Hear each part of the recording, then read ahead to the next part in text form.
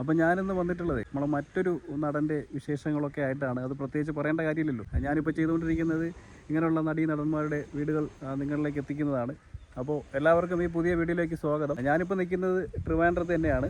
ട്രിവാൻഡ്രത്ത് നമുക്ക് എല്ലാവർക്കും അറിയാവുന്ന ഒരു നടൻ്റെ വീടുണ്ട്. അദ്ദേഹത്തിൻ്റെ ശരീരം കൊണ്ടാണ് അദ്ദേഹം ഏറ്റവും കൂടുതൽ മലയാള സിനിമയിൽ ശ്രദ്ധ പിടിച്ചു പറ്റിയിട്ടുള്ളത്. അങ്ങനെയുള്ള നടന്മാർ വളരെ കുറവാണ്. അപ്പോൾ അങ്ങനെ പറയുമ്പോൾ തന്നെ ചിലർക്ക് മനസ്സിലായി കാണും ആരായിരിക്കും എന്നുള്ളത് അല്ലേ. മലയാള സിനിമയിൽ ഏറ്റവും നല്ല രീതിയിൽ ഒരു കാലത്ത് നല്ല അടിപൊളി റോളുകളൊക്കെ ചെയ്ത്, എന്നാൽ ഒരുപാട് റോളുകളൊന്നും അദ്ദേഹം ചെയ്തിട്ടൊന്നുമില്ല. ചെറിയ ചെറിയ റോളുകളാണ് അദ്ദേഹം ചെയ്തിട്ടുള്ളതെങ്കിൽ പോലും അത് വളരെ ശ്രദ്ധ പിടിച്ച് പറ്റിയതാണ്. 80കളിൽ 90കളിലൊക്കെ ഒരുപാട് സിനിമകളിൽ അദ്ദേഹത്തിൻ്റെ സജീവ സാന്നിധ്യം ഉണ്ടായിരുന്നു. അദ്ദേഹം സിനിമാ നടനാകുന്നതിന് മുന്നേ ഒരു ഫോട്ടോഗ്രാഫർ കൂടിയായിരുന്നു. മലയാള സിനിമയിൽ തന്നെ ഒരുപാട് സിനിമകൾക്ക് അദ്ദേഹം നിശ്ചല ഛായാഗ്രഹണം വഹിച്ചിട്ടുണ്ട്. അങ്ങനത്തെ വർക്കുകളൊക്കെ അദ്ദേഹം മലയാള സിനിമയിൽ ഒരു കാലത്ത് ചെയ്തിട്ടുണ്ട്. പഴയകാല ഒരുപാട് സംവിധായകരുടെ കൂടെ അദ്ദേഹം വർക്ക് ചെയ്തിട്ടുണ്ട്. അപ്പോൾ അദ്ദേഹത്തിൻ്റെ പേരാണ് NL ബാലകൃഷ്ണൻ. അപ്പോൾ എന്ന് പറയുമ്പോൾ പെട്ടെന്ന് ഒരു വലിയ ശരീരവും അങ്ങനത്തെ ഒരു മനുഷ്യനായിരിക്കും നമുക്ക് ഓർമ്മ വരുന്നത്. ആർക്കും അങ്ങനെ ഇഷ്ടപ്പെടാതിരിക്കാൻ ചാൻസ് ഇല്ല. NL ബാലകൃഷ്ണൻ എന്ന് പറയുമ്പോൾ മലയാള സിനിമയിൽ ഒരു കാലം നല്ല രീതിയിൽ അടിച്ചു പൊളിച്ചു പോയ ഒരു നടനാണ്. അദ്ദേഹത്തിൻ്റെ ജീവിത ശൈലി കൊണ്ട് അദ്ദേഹം വളരെ ശ്രദ്ധ നേടിയിരുന്നു. ട്രിവാൻഡ്രം പൗടിക്കോണം എന്ന് പറഞ്ഞ സ്ഥലത്താണ് അദ്ദേഹത്തിൻ്റെ വീടുള്ളത്. അപ്പോൾ അങ്ങോട്ടത്തേക്കാണ് നമ്മളിപ്പോൾ പോകുന്നത്. അപ്പോൾ എല്ലാവർക്കും ഈ പുതിയ വീഡിയോയിലേക്ക് സ്വാഗതം. ഗൈസ്, ഞാനങ്ങനെ ഇപ്പോൾ പൗടിക്കോണം വഴി പൊയ്ക്കൊണ്ടിരിക്കുകയാണ് കേട്ടോ. ട്രിവാൻഡ്രത്തുള്ള മറ്റൊരു സ്ഥലമാണ് പൗടിക്കോണം എന്ന് പറയുന്നത്. ഈ പൗടിക്കോണത്താണ് നമ്മുടെ ഭീമൻ രഘുവിൻ്റെ വീടൊക്കെ ഉള്ളത്. നേരത്തെ ഇവിടെ വന്നിട്ടുള്ളതാണ്. അപ്പോൾ അതിനേക്ക് അടുത്തായിട്ട് തന്നെയാണ് അദ്ദേഹത്തിൻ്റെ വീടുള്ളത്. ഇത് മുക്കിൽക്കട എന്ന് പറഞ്ഞ ഭാഗമാണ് കേട്ടോ. അപ്പോൾ ഇവിടെ നിന്നാണ് അദ്ദേഹത്തിൻ്റെ വീട്ടിലോട്ട് പോകാനുള്ളത്. ഇടത്തോട്ടാണ് കയറുള്ളത്. അതായത് അയ്യൻകാളി നഗർ എന്ന് പറഞ്ഞൊരു ബോർഡൊക്കെ ഇരിക്കുന്നുണ്ടോ. അപ്പോൾ ഇതുവഴിയാണ് പോകേണ്ടത്. കാരണം ഇവിടെ ഒരു ഗേറ്റ് കാണുന്നുണ്ടോ, ഇതാണ് അദ്ദേഹത്തിൻ്റെ വീട്. NL ബാലകൃഷ്ണൻ സാറിൻ്റെ വീട്ടിൻ്റെ മുന്നിൽ എത്തിയിരിക്കുകയാണ്. പൗടിക്കോണത്ത് തന്നെയാണ് അദ്ദേഹത്തിൻ്റെ വീട് വരുന്നത്. പൗടിക്കോണം മുക്കിൽക്കട എന്നൊക്കെ പറയുന്നത് ഏകദേശം ഒരേ അടുത്ത് വരുന്ന സ്ഥലങ്ങളാണ്. പൗടിക്കോണം ജനകീയ ആരോഗ്യ കേന്ദ്രത്തിൻ്റെ മുന്നിലായിട്ടാണ് അദ്ദേഹത്തിൻ്റെ വീടിരിക്കുന്നത്. ഈ ഒരു മതിൽക്കെട്ട് നോക്കുമ്പോൾ ഈ ഒരു മതിൽക്കെട്ടിനകത്തായിട്ട് മൊത്തത്തിലൊരു 3 വീട് ഇരിപ്പുണ്ട്, ചേർന്നുണ്ട്. അപ്പോൾ ഇതൊക്കെ അദ്ദേഹത്തിൻ്റെ മക്കളെ വീടുകളാണ്. ഈ കാണുന്ന സെൻറ്ററിലുള്ള വീടാണ് അദ്ദേഹം വെച്ച വീട്. ഇവിടെയായിരുന്നു കുറേ കൊല്ലം അദ്ദേഹം താമസിച്ചുകൊണ്ടിരുന്നത്. അദ്ദേഹത്തിൻ്റെ വൈഫൊക്കെ ഇവിടെയായിരുന്നു. ഇപ്പോൾ വൈഫ് ഇവിടെ അല്ല താമസിക്കുന്നത്, മറ്റൊരു വീട് വെച്ചിട്ട് വേറൊരു സ്ഥലത്താണ് താമസിക്കുന്നത്. ആ ഒരു വീടും കൂടെ ഞാൻ കാണിച്ചു തരാം. അപ്പോൾ മലയാള സിനിമയിലെ ശരീരം കൊണ്ട് മാത്രം പ്രേക്ഷകരെ കയ്യിലെടുത്ത ഒരു നടനാണ് ബാലകൃഷ്ണൻ എന്ന് പറയുന്നത്. NL ബാലകൃഷ്ണൻ എന്ന് പറയുമ്പോൾ ആ ഒരു മുഖം നമുക്ക് പെട്ടെന്ന് ഓർമ്മ വരും. അത്രയൊന്നും പെട്ടെന്ന് മറക്കാൻ കഴിയാത്ത ഒരു മലയാള സിനിമാ നടനാണ് അദ്ദേഹം. ഒരുപാട് വേഷങ്ങളൊന്നും അദ്ദേഹം ചെയ്തിട്ടില്ല, ഒരുപാട് സിനിമകളിലൊന്നും അദ്ദേഹം അഭിനയിച്ചിട്ടില്ല. പക്ഷേ ചെയ്ത നല്ല കിള്ളം കുറച്ച് റോളുകളുണ്ട്. അതൊക്കെ അങ്ങനെ മിന്നി മറയും. അതാണ് അദ്ദേഹത്തിൻ്റെ ആ ഒരു പ്രത്യേകത. ഒരിക്കലും മലയാള പ്രേക്ഷകർ മറക്കാത്ത മറ്റൊരു നടൻ തന്നെയാണ് അദ്ദേഹം. നമ്മൾ ഫ്രണ്ടിൽ നോക്കുമ്പോൾ തന്നെ അദ്ദേഹത്തിൻ്റെ ആ ഒരു ചെറിയൊരു ചിത്രം ഒരു വൈറ്റ് കളറിൽ ആ മാർബിളിൽ ഇങ്ങനെ കൊത്തി വെച്ചിട്ടുണ്ട്.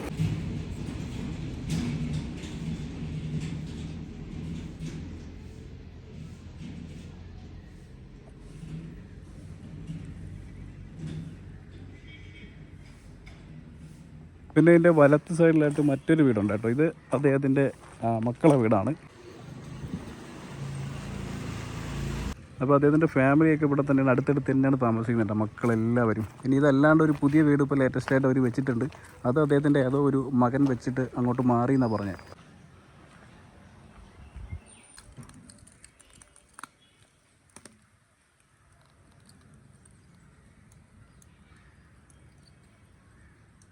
ഇവിടെ ഇപ്പോൾ താമസം ഇല്ലാന്ന് തോന്നുന്നുണ്ട് കേട്ടോ. പിന്നെ ഈ ഒരു മതിൽ തീരുന്നിടത്ത് മറ്റൊരു വീടും കൂടെ ഉണ്ട്. അത് അദ്ദേഹത്തിൻ്റെ വേറൊരു മകളുടെ വീടാണെന്ന് പറയുന്നുണ്ട്.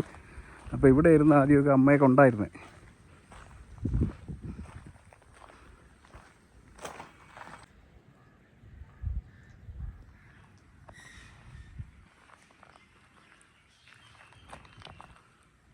അദ്ദേഹം സിനിമയിൽ അറിയപ്പെട്ടിരുന്നത് നടനായിട്ട് മാത്രമല്ല, ഒരു ഫോട്ടോഗ്രാഫർ കൂടിയായിരുന്നു അദ്ദേഹം. അദ്ദേഹം ഒരുപാട് മാധ്യമങ്ങളിലൊക്കെ വർക്ക് ചെയ്തിട്ടുണ്ട്, പത്രങ്ങളിലൊക്കെ അദ്ദേഹം വർക്ക് ചെയ്തിട്ടുണ്ട്. അദ്ദേഹം സിനിമയിൽ വരുന്നത് തന്നെ അദ്ദേഹത്തിൻ്റെ ആ ഒരു ശരീരം കൊണ്ട് തന്നെയാണ്. അദ്ദേഹത്തിൻ്റെ ആ ഒരു ശരീരം മാത്രമേ ഉണ്ടായിരുന്നുള്ളൂ. അദ്ദേഹത്തിൻ്റെ മുഖത്ത് നോക്കിക്കഴിഞ്ഞാൽ അദ്ദേഹം എത്ര പാവമായിരുന്നു എന്ന് നമുക്ക് പെട്ടെന്ന് മനസ്സിലാക്കാൻ പറ്റും. എനിക്ക് വളരെ ഇഷ്ടമുള്ള ഒരു നടനായിരുന്നു അദ്ദേഹം. നേരിട്ട് കാണണമെന്നൊക്കെ ഒരുപാട് ആഗ്രഹമുണ്ടായിരുന്നു. പക്ഷേ അദ്ദേഹം നമ്മളെയൊക്കെ വിട്ട് പെട്ടെന്ന് പോയി.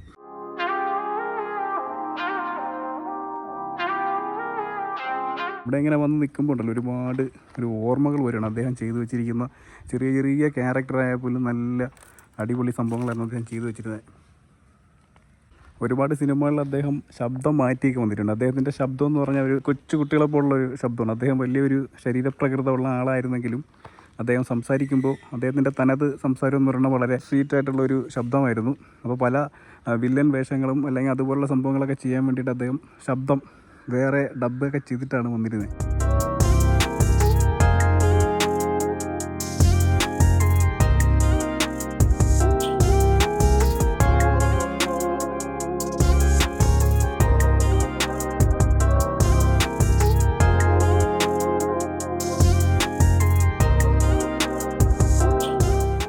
ഞാനിവിടെ ഇങ്ങനെ നിൽക്കുമ്പോൾ എനിക്ക് ഓർമ്മ വരുന്നത് പട്ടണപ്രവേശം എന്ന സിനിമയാണ് കേട്ടോ. പട്ടണപ്രവേശം സിനിമയിൽ അദ്ദേഹത്തിൻ്റെ ആ ഒരു കിടിലം ക്യാരക്ടർ അറിയാലോ. ലാലേട്ടൻ ഇങ്ങനെ പല സമയത്തും അദ്ദേഹത്തിൻ്റെ ആ ഒരു സിറിഞ്ചും കൊണ്ടുപോയി ബ്ലഡ് എടുക്കാൻ നോക്കുന്ന സീനൊക്കെയാണ് എനിക്ക് ഓർമ്മ വരുന്നത്. ആ ചിരി എന്ന് പറഞ്ഞാൽ ചിരി നിർത്താൻ പറ്റില്ല. അതേ കണക്ക് തന്നെ പല സ്റ്റണ്ട് രംഗങ്ങളും അങ്ങനെ പല സംഭവങ്ങളും അദ്ദേഹത്തിൻ്റെ ആ ഒരു വീട്ടിൻ്റെ മുമ്പിൽ ഇങ്ങനെ നിൽക്കുമ്പോൾ അങ്ങനെ ഓർമ്മ വരുവാണ് ഗൈസ്. അപ്പോൾ ഞാൻ ഇവിടെ നിന്ന് അദ്ദേഹത്തിൻ്റെ ആ ഒരു മകൻ വെച്ച, അതായത് അദ്ദേഹത്തിൻ്റെ ഭാര്യ താമസിക്കുന്ന ആ ഒരു വീട്ടിൻ്റെ അങ്ങോട്ട് പോവാണ്. അപ്പോൾ ആ ഒരു വീടും കൂടെ നിങ്ങളെ പരിചയപ്പെടുത്തി തരാം കേട്ടോ.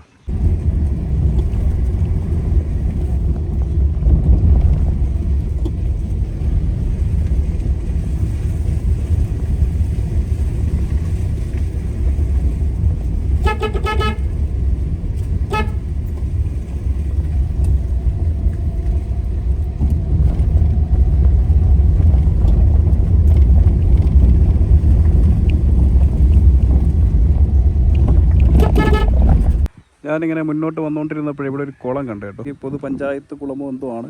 എന്തായാലും നല്ല രീതിയിൽ വർക്കൊക്കെ ചെയ്തുകൊണ്ടിരിക്കുക കേട്ടോ. നല്ല രസമുണ്ട്. പഴയ ഒരു കുളം ഇങ്ങനെ ഡെവലപ്പ് ചെയ്തുകൊണ്ടിരിക്കുന്ന കാഴ്ചയാണ്. അപ്പോൾ അതും കൂടെ ജസ്റ്റ് ഒന്ന് കാണിക്കാമെന്ന് വിചാരിച്ചു. സിറ്റിയുടെ ഭാഗങ്ങളാണെങ്കിൽ ഉള്ളിലോട്ടൊക്കെ നല്ല രസമാണ് കേട്ടോ ഇതിലൊക്കെ പോവാൻ. അപ്പോൾ അമ്മ താമസിക്കുന്നത് ഈ കാണുന്ന മുന്നിൽ കാണുന്ന വീട്ടിലാട്ടോ.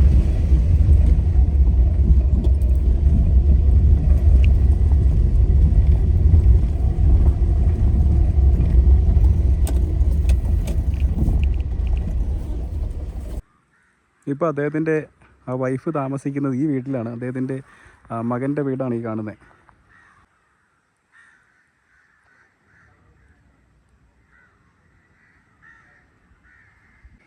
അങ്ങനെ ഞാനിപ്പോൾ ആ വീട്ടിൻ്റെ മുന്നിൽ എത്തിയിരിക്കുകയാണ് കേട്ടോ.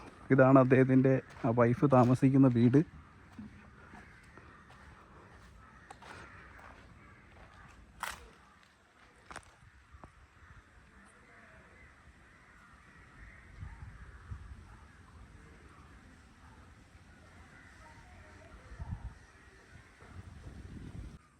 ഗൈസ്, അങ്ങനെ ഞാനിപ്പോൾ വീട്ടിൽ പോയിട്ട് അമ്മയെ ഒന്ന് കാണാൻ പറ്റുമെന്ന് അറിയാൻ വേണ്ടിയിട്ട് തിരക്കി കേട്ടോ. പക്ഷേ അദ്ദേഹത്തിൻ്റെ മോൻ അവിടെ ഉണ്ടായിരുന്നു. അദ്ദേഹമായിട്ട് ഞാൻ സംസാരിച്ചു.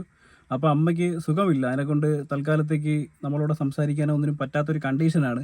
അല്ലെന്നുണ്ടെങ്കിൽ ഉറപ്പായിട്ട് ഞാൻ അമ്മേനെ ഈ വീഡിയോയിൽ കൊണ്ടുവന്നേനെ. അപ്പോൾ അമ്മയ്ക്ക് ഇപ്പോൾ തൽക്കാലം അങ്ങനെ സംസാരിക്കാനൊന്നും വയ്യ. അങ്ങനെയുള്ള വിഷയങ്ങളിലാണ്, ആരോഗ്യപരമായിട്ടുള്ള ചെറിയ ചെറിയ പ്രശ്നങ്ങളൊക്കെ ഉണ്ട്. അപ്പോൾ അതിനെക്കൊണ്ട് തൽക്കാലത്തേക്ക് അമ്മയായിട്ട് സംസാരിക്കാൻ പറ്റത്തില്ല കേട്ടോ. അപ്പോൾ അദ്ദേഹത്തിൻ്റെ മകനാണ് ഇവിടെ താമസിക്കുന്നത്. ഏകദേശം അദ്ദേഹത്തിൻ്റെ കണക്കൊക്കെ തന്നെ ഇരിക്കുന്നത്. ആ താടിയും ആ ശരീരമൊക്കെ ഏകദേശം അദ്ദേഹത്തിൻ്റെ കണക്ക് തന്നെയാണ്. മലയാള സിനിമയിൽ തൻ്റേതായിട്ടുള്ള ഒരു ഇരിപ്പിടം ഉണ്ടാക്കി വെച്ച ഒരു ചെറിയ നടനാണ് അദ്ദേഹം. വലിയ ചെറിയ ഒരു നടൻ. അദ്ദേഹത്തിൻ്റെ സിനിമകളൊക്കെ ആർക്കും അങ്ങനെ പെട്ടെന്ന് മറക്കാൻ പറ്റത്തില്ല. അദ്ദേഹം അഭിനയിച്ച കുറച്ച് അടിപൊളി ഹിറ്റ് സിനിമകളുണ്ട്. അതിൽ ഏറ്റവും കൂടുതൽ എനിക്ക് ഓർമ്മ വരുന്നത് നമ്മുടെ ലാലേട്ടനും നെടുമുടി വേണുവൊക്കെ അഭിനയിച്ച ഒരു സിനിമയിൽ അദ്ദേഹത്തിൻ്റെ ഒരു ക്യാരക്ടറുണ്ട്. അത് ആർക്കും മറക്കാൻ പറ്റത്തില്ല. അദ്ദേഹം വരുന്നത് തന്നെ ഒരു ഗുണ്ട സെറ്റപ്പിലൊക്കെയാണ്. ഇയാൾ പോയിട്ട് ഇനിയിപ്പോൾ എന്താക്കും എന്നൊക്കെ ചിന്തിക്കുന്ന ഒരു ക്യാരക്ടറായിരുന്നു അത്. അതാണ് സിനിമ എന്ന് എല്ലാവർക്കും ഓർമ്മ വന്നതാണല്ലോ. അപ്പോൾ ഞാൻ പറഞ്ഞുകൊണ്ടിരുന്നത് ഓർക്കാപ്പുറത്ത് എന്ന് പറയുന്ന ഒരു സിനിമ ഉണ്ടല്ലോ. ആ ഒരു സിനിമയിൽ അദ്ദേഹത്തിൻ്റെ അപ്പാജി എന്ന് പറഞ്ഞൊരു ക്യാരക്ടറുണ്ട്. അത് ഭയങ്കര ശ്രദ്ധ പിടിച്ച് പറ്റിയ ഒരു ക്യാരക്ടറായിരുന്നു. അതിൽ ശങ്കരാടി അഭിനയിച്ചിട്ടുണ്ട്. ശങ്കരാടി അദ്ദേഹത്തിൻ്റെ ഒരു വില്ലൻ ലുക്കിലാണ് കൊണ്ടുവന്ന് ലാലേട്ടൻ്റെ അടുത്തേക്ക് കൊണ്ടുവരുന്നത്, ഇവരെ ഒതുക്കാൻ വേണ്ടിയിട്ട്. ഇതിൻ്റെ മേളിലായവന്മാരുടെ താമസം. ആ കിളവന്റെ ഒരു എളപ്പം കൊണ്ട് ഓടിച്ചു വിട്ടേര്. തട്ടിക്കളഞ്ഞിട്ടെ. അയ്യോ അത് വേണ്ട, ഈ വയസ്സുകാലത്ത് എന്നെ കൊണ്ട് അഴി എണ്ണാൻ ബുദ്ധിമുട്ടാ. അപ്പൊ പിന്നെ